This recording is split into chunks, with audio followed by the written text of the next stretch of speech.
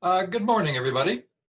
I want to thank Ken Porter and Alan McCovey for inviting me to participate, and for Wendy, who she and I spent most of the last 20 minutes trying to figure out which buttons to push to make this thing work. So I think we're up and running.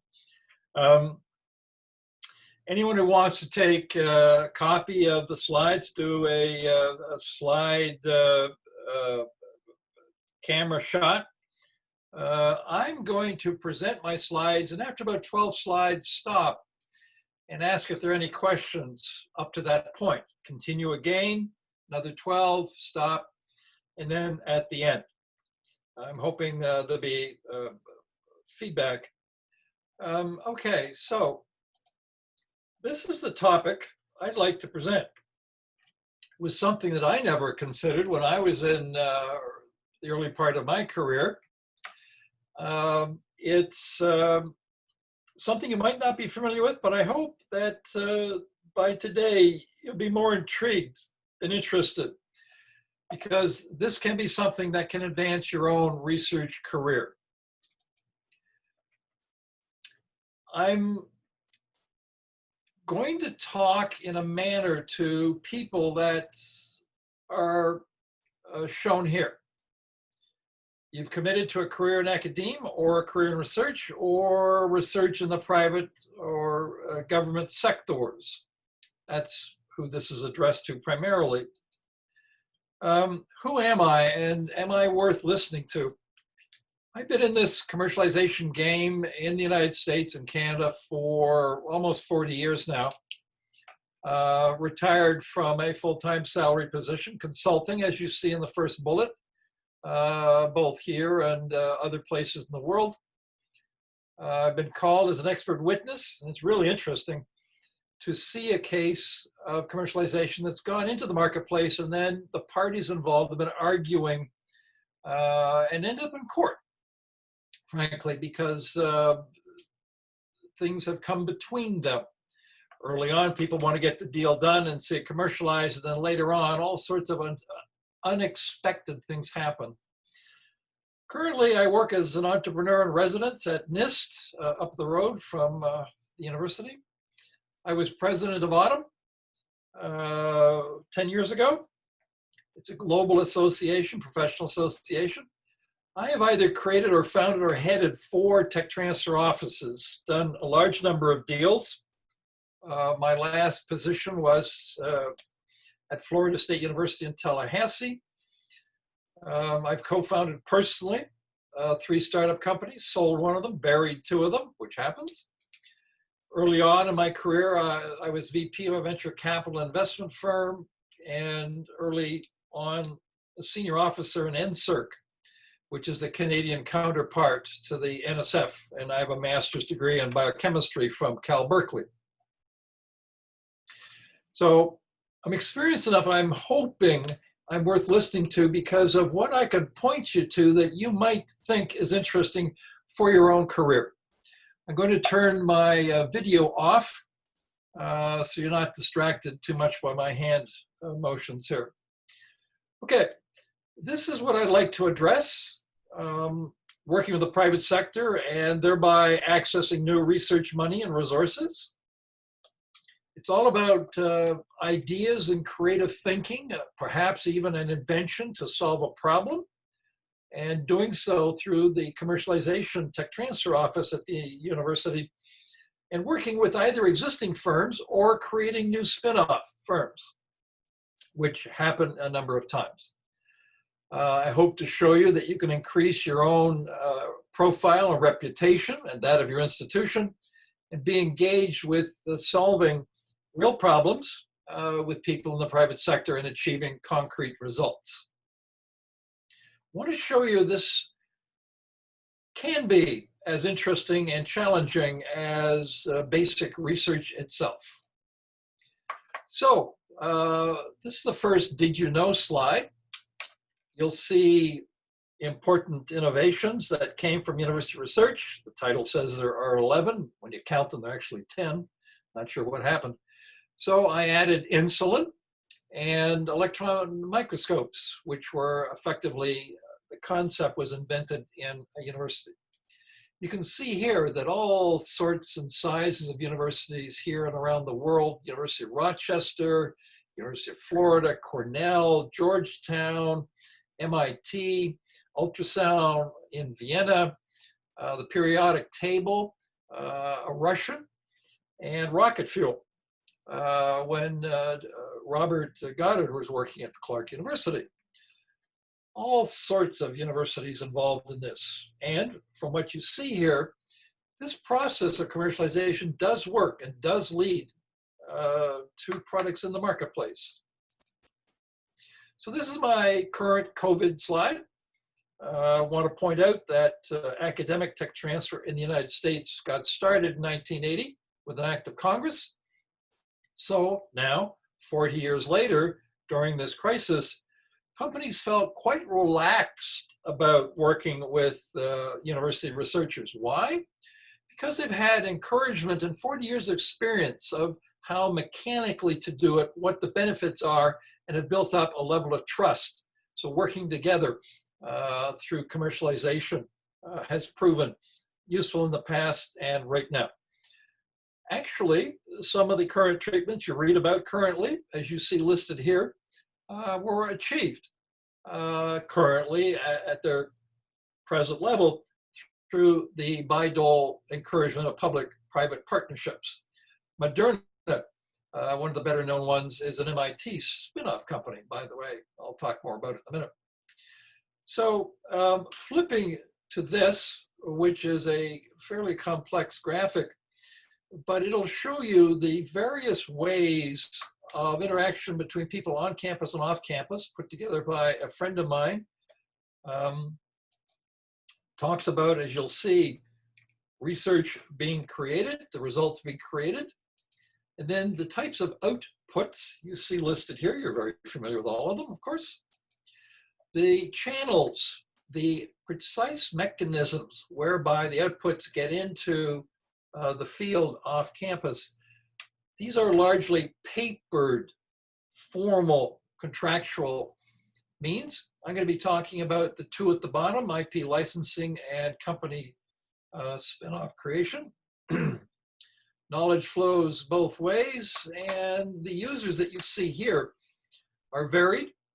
And currently, it's big and small companies, entrepreneurs working with universities on academic ideas, creativity, and technology relevant to the COVID-19 disease. And the last part of this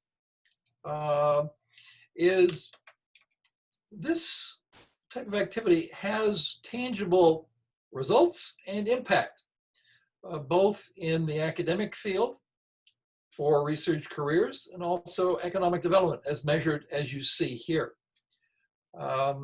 Many companies have made tremendous amounts of money through inventions which they have commercialized that originated on university campuses, some examples of which I showed you before. This is the same process, but taken from an American viewpoint, from a graphic at Stanford University. It's quite straightforward. People do research, top segment. They get curious, disclose to their institution invention disclosure. Working with the tech transfer office, they figure out what to do with it. They then see if there's intellectual property involved, how to protect it. Then the interesting activity of finding a partner, selecting a partner, negotiating the licensing, which is the transfer of rights to the company to attempt to create a product, take it into the marketplace. Then the commercialization, largely driven by the company itself, usually in partnership with the academic researcher for a period of time. If successful, royalties or other compensation flows back to the university. Most universities have policies that take that compensation, provide a portion to the inventors, and the remainder goes back into the research base and drives the engine forward again. Self-fulfilling circle, if successful. This is another did you know slide. This was done at Columbia University, New York City. Orrin Huskowitz, the director, decided to ask the question, how long does it take from invention disclosure to finding a licensee? Found that 50% of the deals were done rather quickly, but it did take 3 years. 70% of the deals done in the 2-year study period were done by year 5. I mean, 5 years is a long time. Well, what this shows is the remaining 30%, or almost a third of the deals, took more than 5 years. So this is not something that moves rapidly, but it moves at a pace that's very coincident with that of a very good research program. It takes time. This is another did you know? These are inventions, not academic inventions, and how long it took for each invention to gain 50 million users, starting in the upper left-hand side, airplanes, and ending with Pokemon Go. You see the different times. I happen to think the usefulness of the invention also flows downhill from the upper left to the lower right. But again, I'm old enough to have that opinion. I don't play Pokemon, certainly follow Twitter, YouTube. Things are happening somewhat faster, but it also points out that these more non-digital inventions do take time to get into the marketplace. Okay, so you're a researcher. Why even consider this activity? Let me give you an example that I found with a researcher a number of years ago at Georgia Tech, GT. I was talking to this very senior chemical engineer about getting involved with our company doing tech transfer, and he listened very politely for about 30 seconds and said, "John, stop. I want to tell you, I'm sold on this. I've been doing it for a large part of my career." I said, "Why?" He said, "Well, tell you what, many of my students, a few of them go into the academic community, but most go into industry or government. I go visit them. The ones in government and companies, this is back in the mid-90s, they've got better equipment than I do on campus. They've got challenging, really practical, interesting challenges and problems, some of which I can bring back as questions into my laboratory that will invigorate and power my own research program. It's a very virtuous cycle. I find I can, through them, working together, access new financial resources. I can go to the president of my university and tell them how our activity is responding to university priorities. And interestingly enough, John, it turns out that over the years, I found that when I'm trying to recruit people, a number of them are very fascinated by this activity. And so I end up attracting interesting and motivated research personnel into my laboratory. Overall, he and I agreed that you can enhance your reputation and that of the institution, address real problems, and get results. It was beneficial. There are other similarities between a research project and commercialization, and I'll ask you to focus on the last bullet points. In order to do either one of these, you've got to figure out why you want to do it, identify people who will be responsible for it, find time and financial resources. You have to get started. And then you need to evaluate progress, the same as you do for a research program. Am I making progress? Many times you evaluate progress through publications in a research program.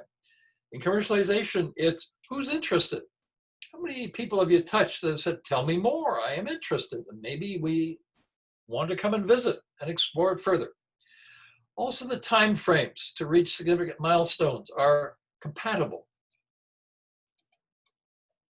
Now, I want to tell you about a very unique case. This is an outlier. This is chemical engineer professor, MIT professor Bob Langer. Why? Because he's a prolific inventor. Here are the number of issued patents to he and MIT. He's in the same league as these other two well-known inventors. He's been helping spin out companies from IT since 1986, of which Moderna is one of the later ones. He's been involved heavily with licensing or sub-licensing a large number of companies. Harvard Business School decided to do a case study, you can find it on their site, to figure out what his formula was. Well, it turned out to be he publishes in one-word journals. As listeners know, these are the most prestigious. He's got a very close relationship with one particular venture fund, and now I know, listening to him talk recently, with other venture firms. So when he calls them, they answer the phone and return the call quickly. He thinks broadly about patent filing. He thinks big, wants to publish also strategically. The mechanism is that he hires postdocs, some of whom in his lab, he's got 20, are thinking about starting a company, and will spend 2 years with him thinking through how to start the company, as well as publishing in their own fields to be productive. And once they decide to build a company, they look for others to build the team, carefully working with the venture guys. They work to get early corporate partnerships to help validate the technology in the eyes of the corporate world. And then Langer himself takes a position on the scientific advisory board for 2 or 3 years. He and MIT share a small equity position. And this is the key. He has a very high volume mechanism, but his academic colleagues at MIT hold him in high academic regard, okay? They don't see him as an odd guy doing this weird thing. They're very impressed with him because he carries his weight academically. This is an important aspect. I got this information from a friend of mine, Ashley Stevens, who used to work at Boston University. So let me just ask Wendy whether there are any questions at the moment. And let me see if I can, whoops, Daisy. No, there isn't any questions. Okay, that's fine. Let me just proceed again and dig a little bit deeper into this, which is the way it works in America. We'll start off by talking a little bit about the mechanics and answering these type of questions, because for most people in research, it's not well known or understood what this is all about. So how do you really get started? So I'll address these questions to give people confidence about a little bit about what this is about, hopefully to encourage participation. So first off, you're doing some research and you realize, maybe there's a way in which the research results I've arrived at can be of use. And I'll give you an example at Florida State University. Engineering professor came to me and said, I have a paper litmus test that I can use that detect the elevated presence of certain blood proteins that are elevated because you've had a heart attack. I think this might be of use to ambulance technicians who arrive at a crash scene and have to decide how exactly to treat the patients. A broken arm, fine, that's pretty straightforward. But some of the patients show as perhaps having heart attacks. And the technician knows if you treat for a heart attack and they have not had a heart attack, you can put their health in danger. And if they have had a heart attack and you don't treat it, that could be harmful as well. So having a mechanism to detect a heart attack is a very useful thing. So let's say you've had this idea. The first thing is go talk to people in your tech transfer office. You don't have to have a disclosure form, just arrange a time to have coffee, sit down and say, I've got this idea. Let's talk about what we might do with it and what the next steps might be. Part of the next step is at some point deciding that you want to formally disclose the invention and start the process. People say, well, when do you disclose? The advice I normally give is once you've created a draft paper for submission, you've got the data sorted, you've interpreted it, what is missing is clear, what your next steps are clear. And this advice works except where the field is working very fast and you want to move quickly. In America, you can submit a provisional patent application. It can be in place in a couple of days, and it gives a starting point, an initial deadline date for disclosure of the invention. Okay, so filling out the disclosure form. Well, it's quite straightforward. Your university has the form on the website. You'll be asked to list the invention, who the inventors are, who inventors are people who participated creatively. People have asked many times, well, wait a minute now, I've had technicians carry out instructions.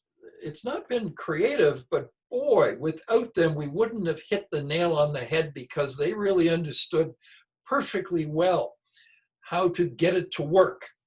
And I want to have them share in the royalty distribution, but they're not inventors. Can we do that? Most policies at universities are flexible and say, yes, they're not listed as inventors on perhaps a patent, but they can be listed as sharing in the royalty distribution if royalties ever come. Then there's the interesting case of people over several generations of students working on diagnostics or software or devices. People come and go. 5 years into the project, people have come and gone. You have the idea of an invention. Well, you need to remember those individuals. And it turns out if there's been a lot, and I had such a project at FSU, that what we did is name the individuals, but decided not to share the royalties because once you shared them amongst the 15 named people, it didn't amount to a hill of beans, but rather that share went back to the laboratory to be used by the then current individuals to do new things for which otherwise they didn't have money. So a little creative use. Okay, so let's talk about the initial conversation that most tech transfer officers and the researchers have early on looking at the disclosure. The first several are obvious. What have you discovered? Then an insight that I didn't get until I'd been in the field for a couple of years. Talk about what a hypothetical product might look like and what it might do. What are its operating specifications? Well, early on I mentioned a litmus test for use on site of an accident by an ambulance technician. Your tech transfer person should ask whether you've actually made a rough prototype or not. Maybe the university has money to make prototypes. Many do nowadays. And are there expected problems? Turns out I had a situation that worked wonderfully well, except it used an incredibly rare earth that at the time was at very limited quantities. It was very expensive. It wasn't going to go anywhere. We just put it aside. Or it might happen, second last bullet, that what you've got is really a platform technology with multiple applications in multiple products in multiple fields. That too is very interesting. And then next, what is the value statement of the invention? Okay, what is a value statement? This is what the definition is. Look at the first heavy type. The value statement is, we think that for this customer, my technology as a product offers this, this, and this, allowing the end user to achieve this and solve this problem better than competition. That's the value statement. So, what was the value statement for the litmus test? Well, for either the person in the accident or the ambulance technician, my technology X offered as a product will allow the end user, the technician, to determine with a much higher level of confidence whether I, the accident victim, have had a heart attack or not, and therefore what to do. And it'll solve this problem and give increased confidence and, frankly, lower legal liabilities better than the competition. Turned out at the time that this was disclosed quite some time ago, there wasn't any way to do it other than the skill of the technician visually assessing the situation. The second B is simply another way to do it. And I didn't realize how important it was to have this conversation and try and hypothesize both a potential product and a potential value statement. Why? Because this is very important when you talk about protecting the intellectual property, either through a patent application, or it's certainly important in all marketing considerations and conversations that I have ever had in my career. This is a typical evaluation checklist. These are the type of questions. Most offices have this type of thing. It's useful for you as researchers to know going in that these are the type of things that are worth having conversations about. Well, I'll tell you, in most instances, the researchers said to me, John, I don't have a clue.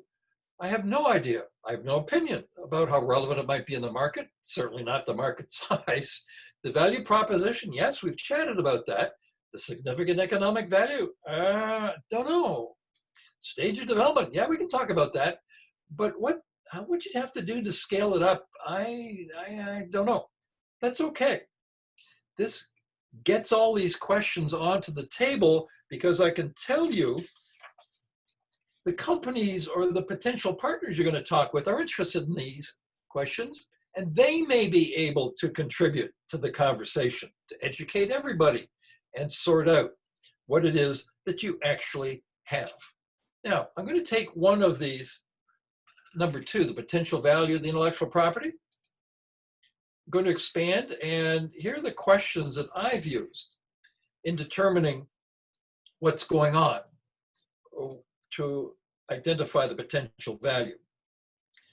Is it patentable? Well, someone has to do a prior art search. Many times, the researchers themselves are interested in looking at the patent literature. And the university can then hire a patent attorney to do a more formal study. But many researchers have done this themselves, at least initially, and come back to me and said, John, I've been astounded by what I found in the patent literature. I found research groups at universities that I might now want to partner with from a research viewpoint, and other smaller firms working in this area that maybe we can collaborate together on the research side, hunt money together like SBIRs on the research side. Out of that might come further commercialization. So it's quite interesting. These questions, I then score, as you see here, add up the scores and determine where the weaknesses are, where we have to either go back and get more laboratory information, do some more experiments, or begin to talk to people who can help us find information to help us understand what it is that we've got. So the next step then becomes, okay, very interesting. What's disclosed? How do you protect the intellectual property? Well, first of all, you have to determine what the intellectual property is. Okay, the intellectual property is those ideas that might be new. Okay, and once you determine what the intellectual property is, it's intellectual. Okay, as opposed to being a pencil, which is tangible property. So how do you protect it? Well, most universities focus on patents, particularly in the United States, potentially also offshore. For those tangible pieces of intellectual property, such as antibodies, new materials, other things like that, that are tangible, you can touch, the way to protect the IP is careful sharing. In other words, I have it, you don't have it, you want it, great. Let's determine the circumstances under which I will share it with you. Material transfer agreements are ways to do this. It's a good way just to ensure there's a clear understanding of what's going on. Another way is copyright protection. If you've seen the latest blockbuster movies, well, not recently anyways, least not in the theater. They're protected by copyright, as are software and data in databases, an increasingly interesting piece of intellectual property. I'll talk more about that. Then there are what are called trade secrets. Trade secrets are really valuable proprietary laboratory information. Okay? They're known as know-how or show-how. And you can either publish it, which means it's attributed to you, but it's no longer patentable, or it's kind of the secret sauce of how things work in the laboratory that you will share with the right people. That's how you protect it. And then there's specialized methods for particular things. There are ways to protect new plant varieties, computer chip masks, and other exotic sorts of things. Okay, the next step, figuring out and running in parallel, you're looking to protect the intellectual property. You and the university file a provisional patent, which is a quick and dirty. It establishes a clock, establishes who the inventors are. Okay, the next step, who might be interested in the invention out there in the world? Well, a study was done, and you can find the publication, done a number of years ago. It turned out, surprised everybody, that 2/3 of the licenses signed by academic universities, the licensee was found by a suggestion from the researcher. And when companies were asked where did they find academic innovations, 2/3 of the time, the people met their collaborators at scientific conferences. So again, I want to point out the interaction between research projects and commercialization. All right, so how do you prepare yourself and what do you do to go find a marketing partner? Well, this means working with the tech transfer office. They can help. They can do some of the heavy lifting. First of all, you want to produce a 1 or 2 page description of what it is that you have. It's a marketing document. It's non-confidential. It describes what the hypothetical product is, its value statement, where it might be applicable, whether you've got a prototype, IP protection as you see here, and what it is you're looking for in terms of a collaborator.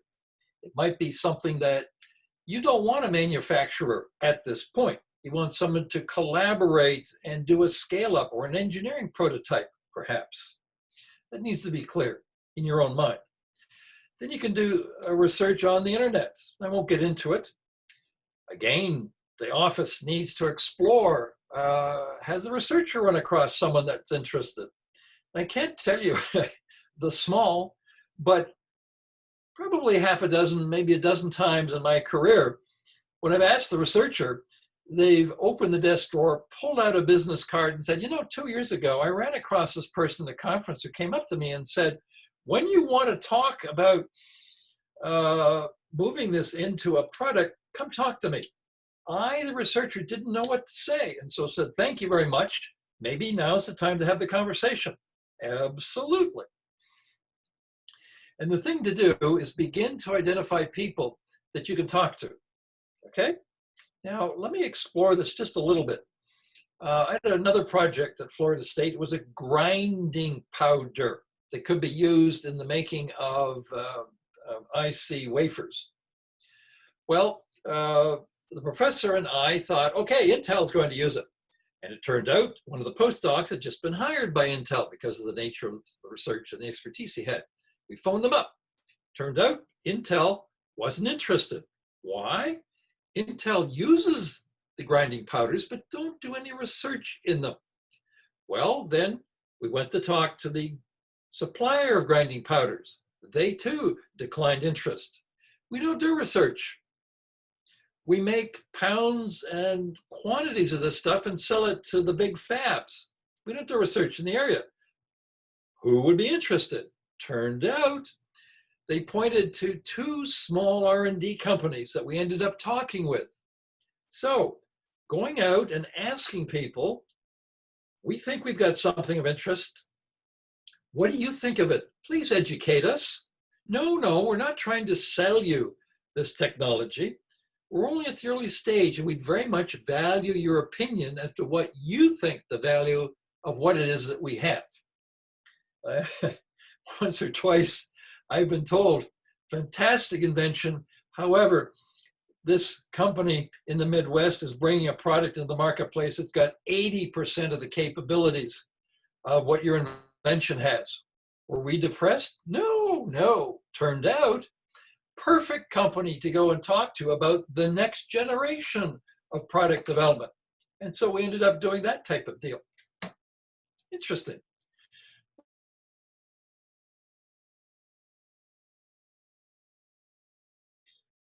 Ray's going to talk about trademarks next. He's been talking about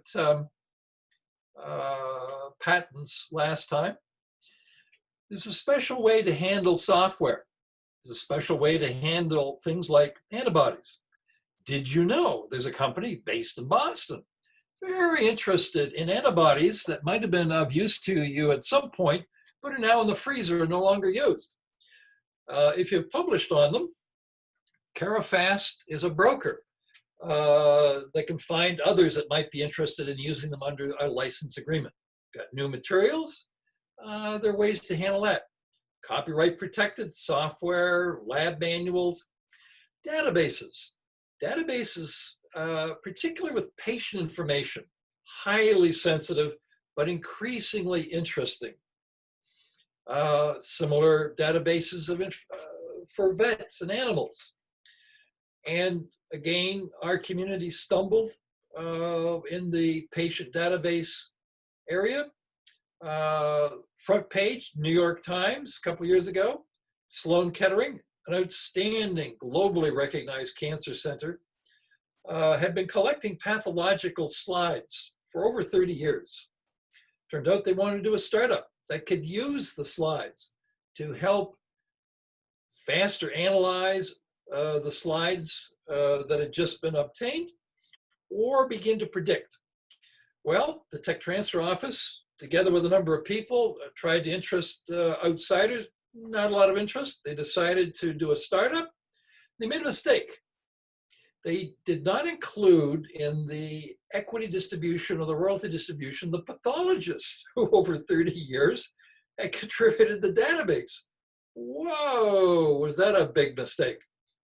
So, lesson learned, be generous when you're identifying contributors to the intellectual property and let outsiders decide whether they are inventors, or you and the university decide whether they should be beneficiaries in addition to the basic researchers. Perhaps people made insights years ago and are no longer at the university. Keep them in mind. Now, I've been optimistic. I'm an optimistic guy. I want to tell you some hard facts about getting involved. If you're a researcher, you know that doing research is a tough, tough game, okay? I want to tell you about commercialization. A study done in the 1990s found that only 10% of university researchers were involved in commercialization. Well, you know, it's 30 years ago. Turns out if you have a software commercialization program, you can raise that, as the University of Washington did, up to 20% of researchers on campus. Still, it's a small number of people that are interested. But I will tell you, an increasingly larger percent nowadays compared to that time frame. This is a tough business, commercialization. It says time and resource intensive as a research project. You'll spend time helping prepare a patent application. Well, the patent office rejects 60% of patent applications. Thank you very much.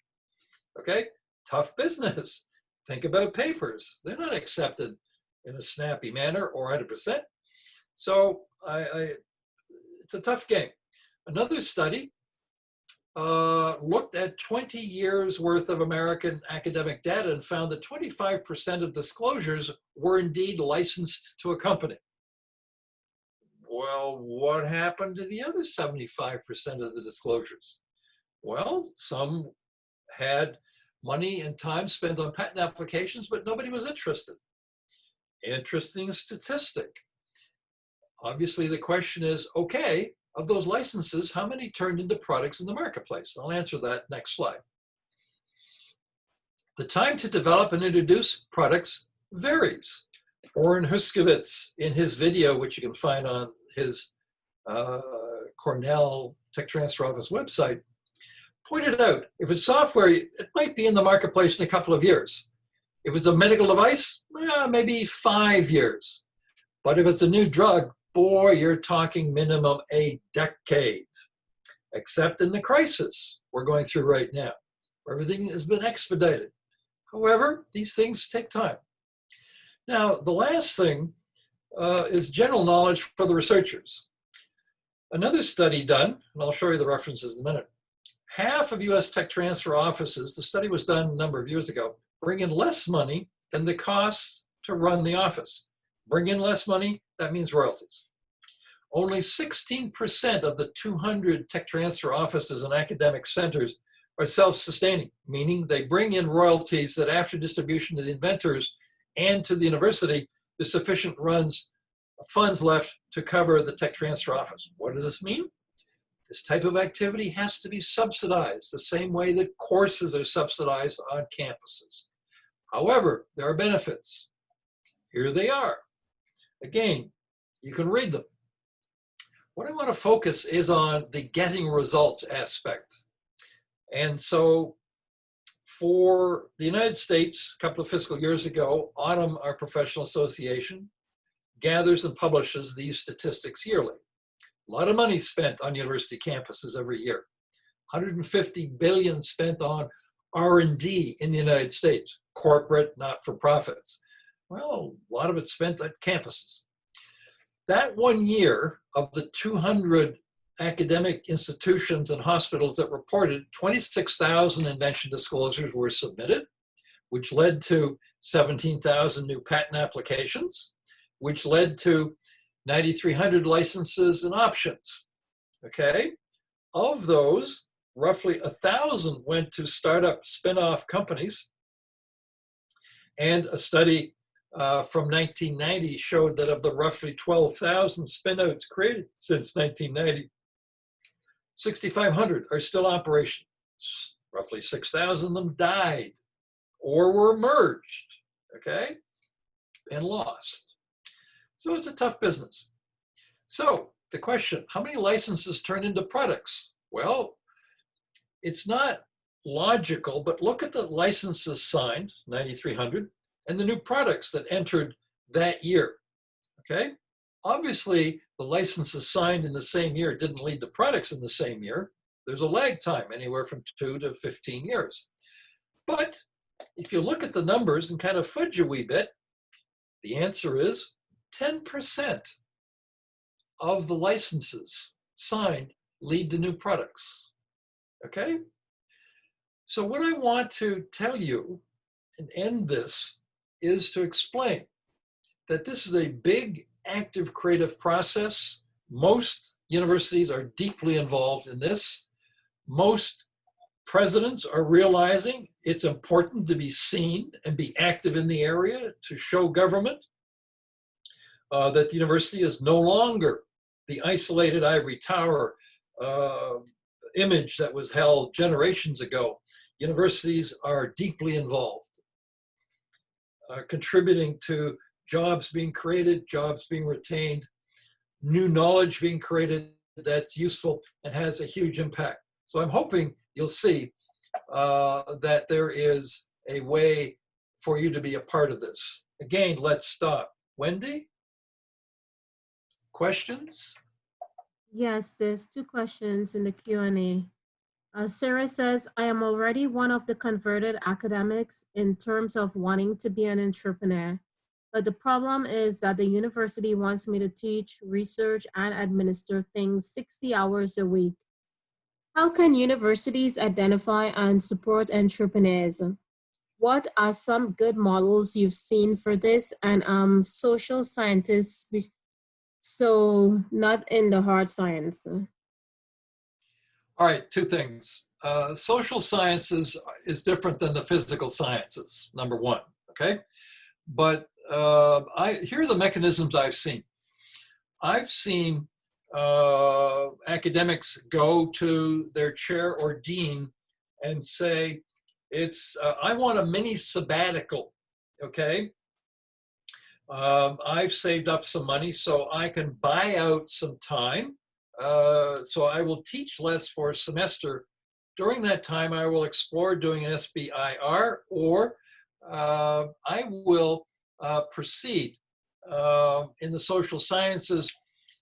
Very interesting. I had an example of a psychologist who had a suicide prevention intervention, okay? They had small release times because they were fed up living one grant to another. They decided to form a company. The company went after bigger contracts that allowed them no longer to live grant to grant, but move from contract to contract and overcome the problem. Again, some release time, some commitment to the spin out company as opposed to teaching. It all has to do with raising the profile, talking to the people with whom you negotiate your responsibilities, and seeing at some point whether release time can be obtained. Or sometimes it means 60 hours a week, fine. What about the other 20 or 40 that you've got on weekends? Sounds cynical, but I've seen people do it. That's a preliminary answer. Be happy to talk offline. Another question? Sarah, you can go ahead and speak. I unmuted you. Oh, yeah, thanks. Always a danger to unmute me, but thanks. First, I'd like to say, great presentation. Thank you so much. You're welcome. Yeah, I agree. That's my current model, which unfortunately does not make my family happy. So I also think females do have some particular barriers as well, but that's a social thing. That's not really a university thing. I guess if half of the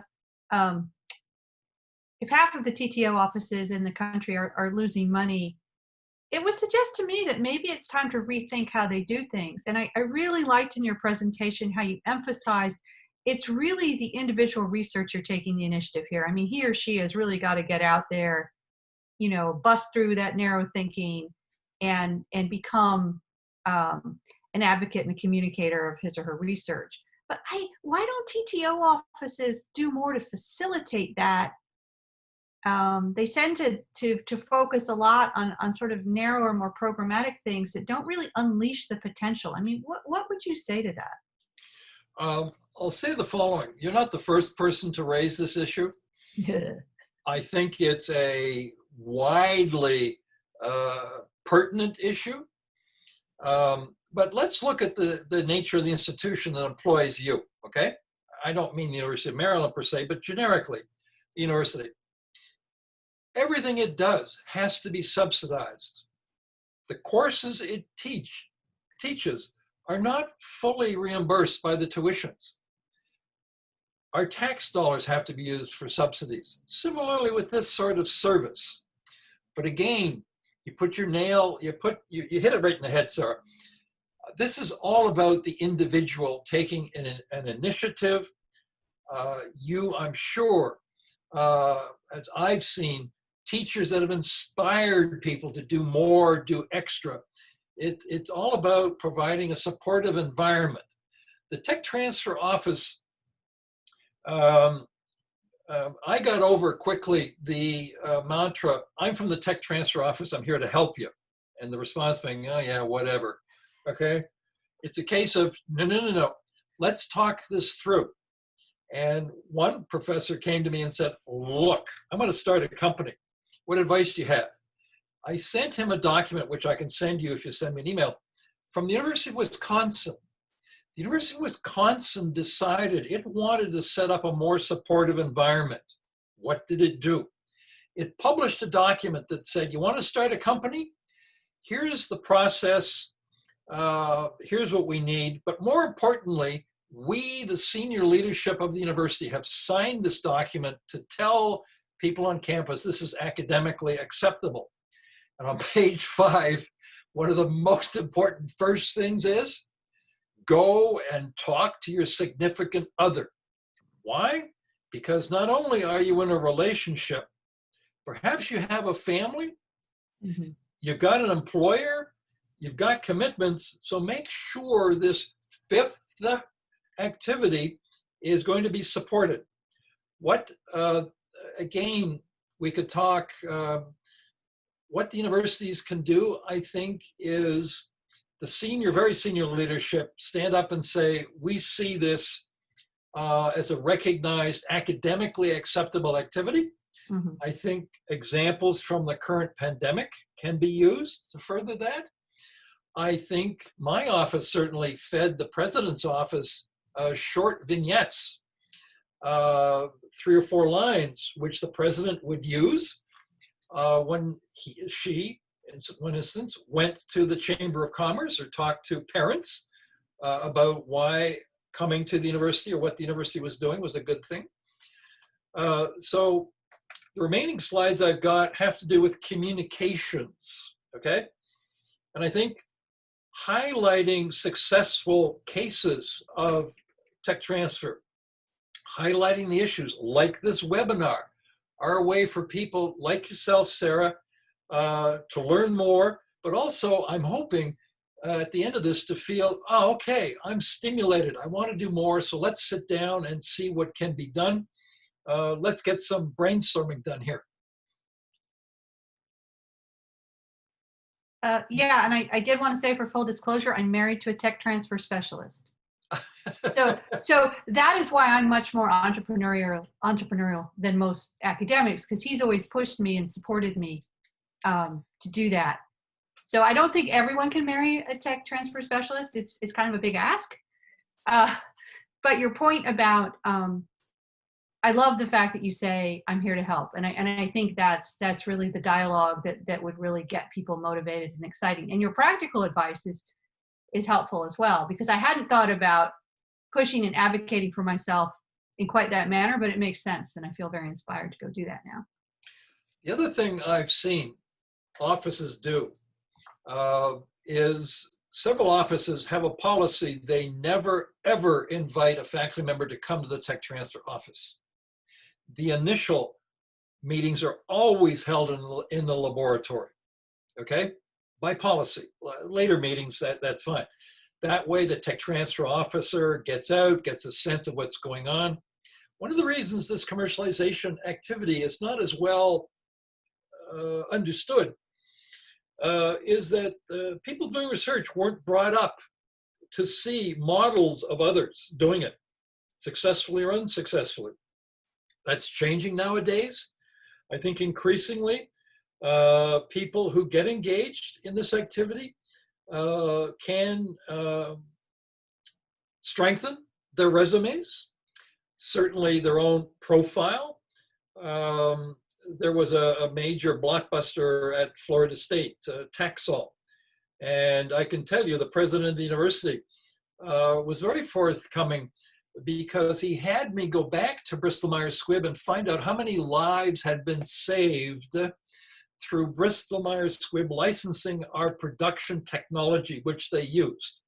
It turned out in the first 5 years, 2 million women, breast and ovarian cancer was what Taxol addressed. Well, stop, 2 million women. Well, potentially 2 million families, potentially, 4 or 5 people. You're talking significant numbers of people. And their lives were impacted by creativity on the campus. So I think whether you're married to a tech transfer weenie or not, it's important for the tech transfer office to reach out. As I showed, the resources are modest, so it's tough to handle a high volume, okay? But decisions have to be made as to encourage people to come forward, be brutal about what the chances are and what's missing, encouraging, and then being responsive and getting out there and talking to people, both the researcher and the tech transfer officer, doing deals. And when the deal occurs, at Florida State University, the Fight song was licensed to a company that produced piano sheets for sing-alongs, okay? The royalty was $200 US a year. Let me tell you, I talk about Taxol, but the next thing I would talk about is the fight song. Okay? Never mind the money. Everybody understood the fight song. We then had a person doing autism research. We talked about that. Social science department deeply involved in it. The suicide project, the psychologists. So there's a way to have encouragement through senior leadership at the institution talking about the way the university's creativeness can save lives, improve the quality of life, or through partnerships make American companies more competitive and more productive globally. The ways this can be done. Okay, Wendy, we've only got a couple more minutes. Are there any further questions? Yes, there's quite a few questions. Another one from Hemi. How many licenses led to the 828 products? Well, the strict answer is 820 whatever. Each was licensed, of course. But as I showed, of the 9,000 signed deals in that particular year, there were roughly 800 products. And so roughly 10%. It's not good logic, but more than 10% of licenses lead to products. Okay? Thanks. Another question. Do you know of universities who give tenure based on patents issued to the university on technology developed by faculty? When I was getting my degree from Berkeley, the answer was hardly anybody. But a study was done. Very relevant question. 120 of the top universities were asked precisely that question. And it turned out that roughly 25 to 30% of the responding universities said, currently, meaning 3 years ago when the study was done, we have either a policy written or a practice that the tenure granting committees are prepared to look at commercialization activities as an indicator of research productivity. We are prepared to include that in the tenure decision. It's not the only decision, element for the decision, obviously, but roughly 25 to 30% of the responding significant American universities are including it as a factor. Someone who emails me, I can send them the study. Thanks. Wendy? Sure. Thank you.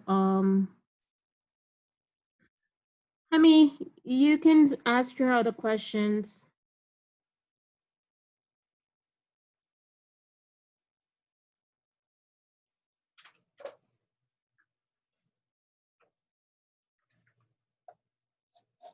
Are there any other questions, Wendy? Yes, I have Hemi here. Hemi, you're unmuted. Are you able to hear us?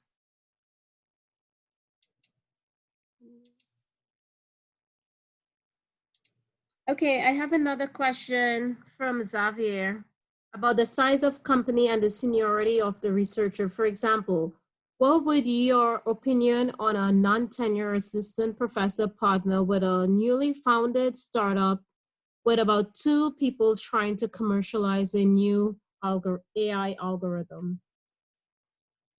What's my opinion? Correct.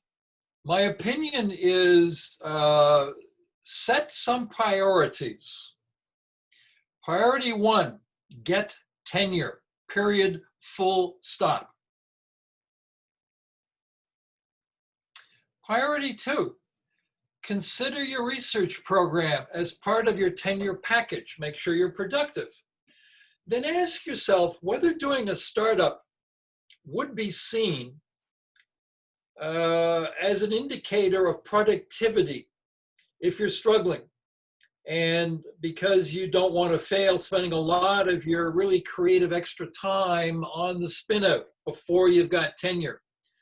I've had situations where I have advised the faculty member to continue to talk with the tech transfer office, plan, do homework, but don't commit to getting deeply involved until the tenure decision has been made. Okay? It's a tough world out there, but you got to set your priorities. You don't get tenure, you move somewhere else. And it might be that, yes, you can go off and make a company.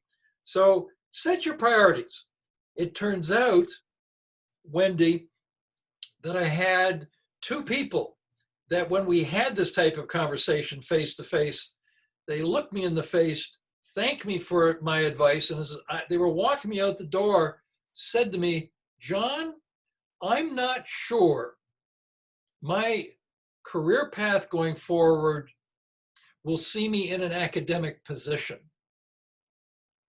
I tried, I thought I wanted this, but I see the reality of what an academic position is nowadays, and I'm not sure I want to do it. So thank you for being so tough-minded in that decision about tenure or the spin-out. Okay, Wendy, others? There is quite a few more. I'm not sure if you want to continue with your presentation, and if we have any extra time, we would continue, or I would ask for the additional questions to be emailed to you. What do you prefer? Well, let's take, we can continue. Okay, sure. I have the time if people still are interested in hanging on. Those who have questions that have other appointments, an email to me or to Wendy is perfectly fine. And those that would like to continue, let's get into it right now. Okay, great. Thank you. Ali has a question. He said, great example. How do you think this development will mirror in social science? Well, I'll be honest. I was trained as a biochemist, okay? Social science is relatively unknown to me, but I will tell you, Florida State University was a women's college for the first 50 years of existence. Then it became co-ed, and its departments of dance, communication, fine and performing arts, film, these departments are not considered the hard science, but at Florida State, those departments are ranked in the top 6 nationally, okay? The people there are heavy hitters in the field, all right? So when I started at Florida State, FSU did not have a medical school. So I spent a lot of time talking to the social scientists about what they were doing. And the idea of patenting was a non-starter, not a problem. The issue was, how can I find resources or people that can help me address the issues that I care about? Okay, turned out one department were experts in creating questionnaires. Well, they opened up a small business of creating and running questionnaires for, in one case, many cases actually, political campaigns. I thought, whoa, very creative. So the mechanism in the social sciences may look very differently. And I will tell you, at the University of Washington a decade ago, a good friend of mine was the Vice Chancellor of Research, and his colleague, they decided to look at commercializing software. What they discovered very quickly was the method of patenting and looking for an exclusive licensee wouldn't work in software. It worked a lot better if you treated it on a non-exclusive basis and you built communities of people that use the software in, say, inside a company for internal uses. They paid a fixed fee. Once it got embedded, they wanted the next generation of software. The University of Calgary, way back when, decided at the behest of the researcher to take some of the money that the university and the researcher got distributed and put it into building the community and building a workbook, helping people use the software better. So how will things go in social sciences area? I think wonderfully well if there are ways and means, and I think Ken Porter, as head of the tech transfer office at the university, is just the right guy to have some brainstorming sessions about what it is that you can do on your campus that's going to look differently. Now, when you go talk to the people on your campus in Baltimore, medical devices, different approach. So my response to the question is, there are major opportunities here. The chance for the big hit, it's minuscule. The big hits happen in the pharmaceutical and medical device areas, okay, where the big money is. The chance of helping researchers reach out for new partnerships, creative partnerships, accessing new financial and human resources, it's there. And it's the wave of the future. Wendy? Thank you. Hemi, you're unmuted. You can go ahead and ask your question. Hello, can you hear me? Yes. Yes. Okay, great. Thank you for answering my question on the tenure and patents. The other question, there were a couple of questions. One is with regards to the researchers attending conferences. When they attend these conferences, their goal is to basically look at the research rather than they talk about their research. This is what they're doing, da da da da. So many of them are not interested in, really in commercialization. So when they have companies from different places come in and ask a question, a simple thing like, did you get the business card of the person who came to your poster or your talk? That would be fabulous for TTOs, so that we have a person to connect to, when to market the technology. And the other question I had is, when you talked about the number of offices where the money that came in was enough to actually meet the expenses of the office, I think there was 16% is I thought what you mentioned. Many of these deals are one or two deals. Like Taxol made a lot of money for Florida State. Gatorade made a lot of money for Florida State. And you can go down, the list. So it's kind of hard to make that much money because the technologies we get may not necessarily lead to products like Taxol and Gatorade. Not to say that we should get invention disclosures, we should, but it is a little bit of, chance that you get something that can actually bring the university a lot of money. Let me comment on that, Heine. You've put your finger on the key issue. Well, first of all, going to a conference, it's all about communicating and being recognized for and being attributed to creating and putting into the community new knowledge. Okay. Many times I suggest the thing that they need, researchers need to do is make a business card, or as the British used to call it, a calling card. It lists who you are, it's on the logo of the institution, and gives your contact. So if someone comes up to you and says, I'd like to have a further conversation, but about a more practical application, you can exchange cards. Give the card to the tech transfer office, and all of a sudden, there's a dialogue going. The more important aspect of what you've talked about is the money, okay? Now, I have had to tell a couple of presidents at universities that if they want to get in this game for the money, they're going to lose money. And they've looked at me and thought, well, why do it? And I've said, well, how do you support the university? Well, we're subsidized. Okay. You are offering a service, okay? So yes, one of the things that I haven't got to, which is my closing slide, which I will get to right now. Here, at the bottom is my personal website. And if you go there under the pull down menu resources, what you're going to come across are roughly 200 documents. And these are useful documents, Heine, to address the issue of is the money the only reason we do this? One of the documents there is a presentation made by the then head of the tech transfer office at MIT to the governing board of MIT.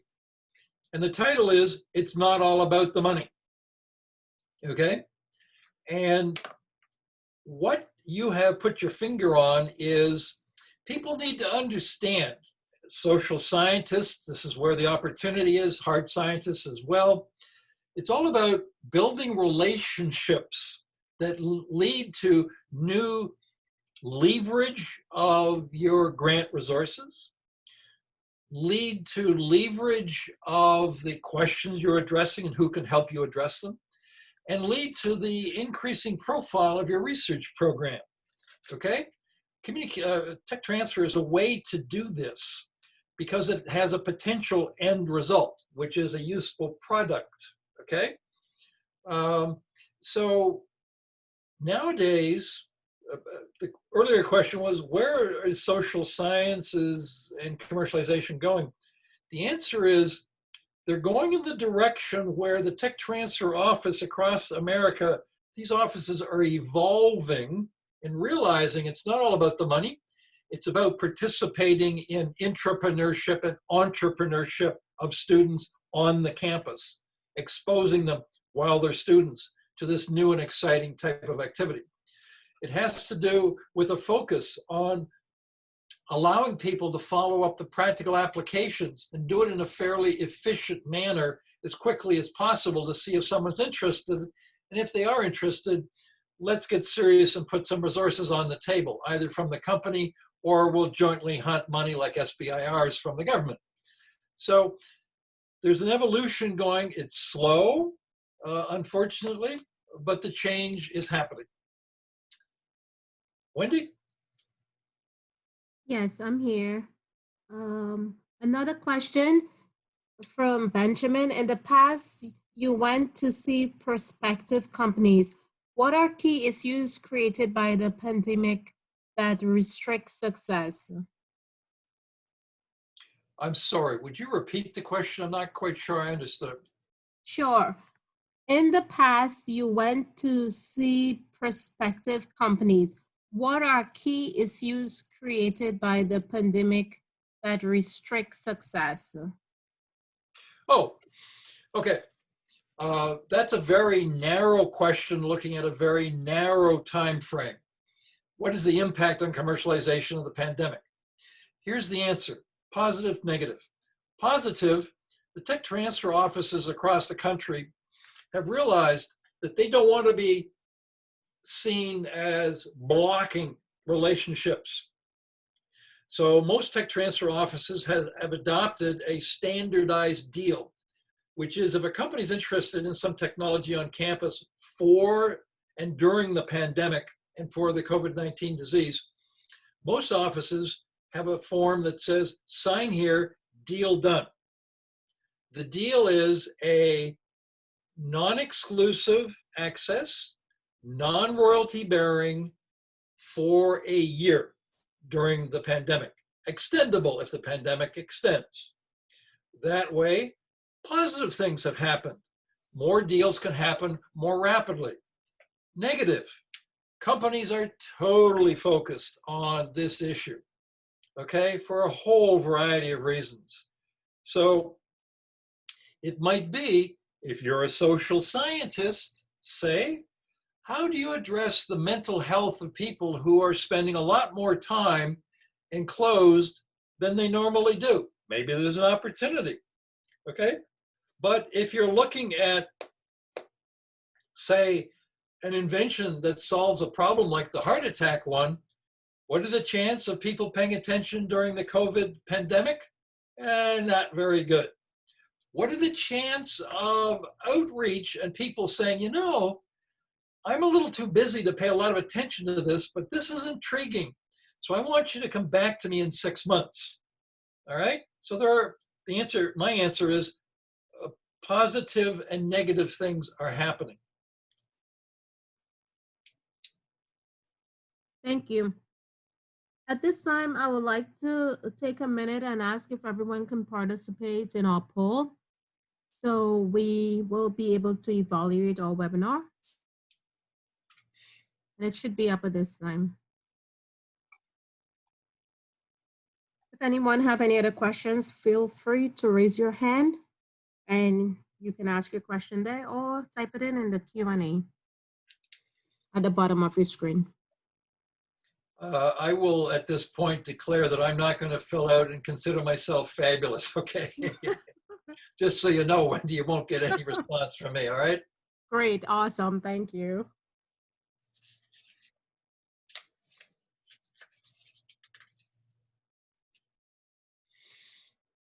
Is there another question while people are doing this? No, there's no other questions at this time. Okay. Let me remind people, this website is easy to access. There's a whole lot of interesting information that you might find useful if you're inclined to consider a preliminary conversation with the Tech Transfer Office, or talking directly to Ken Porter about brainstorming new approaches on the campus in areas that might be considered untapped at the moment. And databases are one, biomaterial, either human tissues or plant tissues are new, relatively new areas. You're fortunate to have attracted Ken. He, as an American, was working at the University of Calgary for a number of years and completely turned the Canadian community around and got them very excited about the commercialization activity across the country at a time when it was needed to be done because the government of the day was not as enthusiastic as they needed to be. His pushing, his drive, his persistence turned that around. So you're very fortunate to have attracted him to your university. If there are any further questions, I'd be very happy to take them directly via email, which you saw. It's J. Fraser with an S at burnsidedev.com.